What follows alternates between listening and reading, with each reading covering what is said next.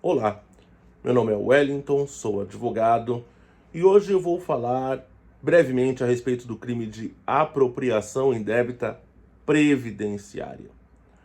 O crime de apropriação indébita, grosso modo, ele consiste na conduta de apropriar-se daquilo que não é seu. É um pouco diferente do crime de furto, do artigo 155, que prevê a conduta de subtrair bem alheio. Já a apropriação é algo que lhe é dado, é conferido a posse, do objeto, à pessoa, porém ela apropria-se dele, não devolve ou não repassa a quem de direito. E no artigo 168-A do Código Penal, a apropriação indébita é justamente isso, é receber o valor, deixar de repassar à Previdência Social aquilo que é devido. O artigo ele contém 3 incisos nos quais ele também discorre a respeito de quem mais comete o crime, sendo que o artigo ele menciona o deixar de, portanto, uma conduta omissiva, não é um agir, é um deixar de agir, enquanto os incisos eles prevêem condutas ativas, né? E se nós pararmos para pensar, há até uma discordância da doutrina que diz que não, é um crime comissivo-omissivo, porque primeiro ele tem que receber e deixar de repassar a Previdência. Porém, essa não é a corrente majoritária, não é o que a maioria dos doutrinadores do direito pensa, até mesmo porque há vezes em que o agente responsável por receber o dinheiro da empresa, de quem quer que seja, nem sempre é o mesmo responsável por fazer o pagamento. Portanto, a conduta ela vai incidir apenas sobre aquele que deixou de repassar a Previdência. Nem sempre pode ser a mesma pessoa, geralmente é, mas a gente precisa ter cuidado para esses casos mais específicos.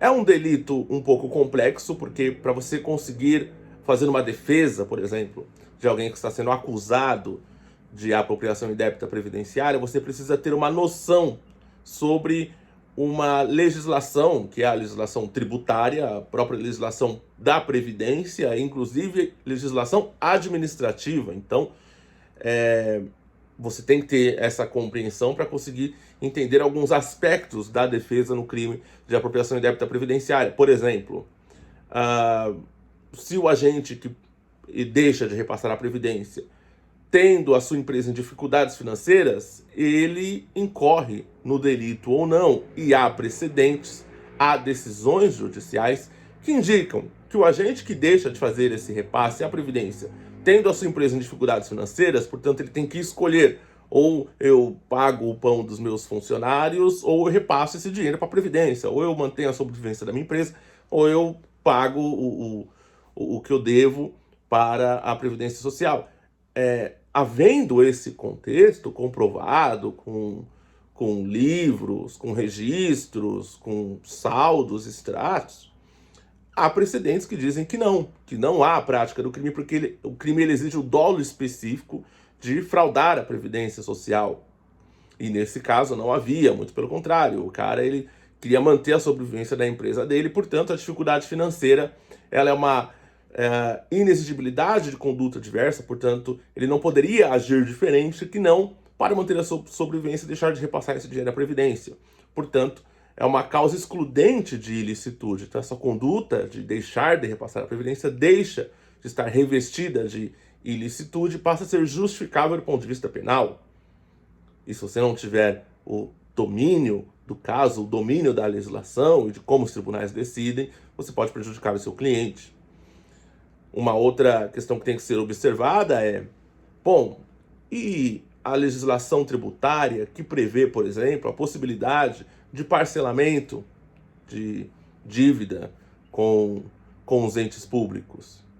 Ou ainda, havendo a dívida, se há o pagamento, como que fica a questão criminal?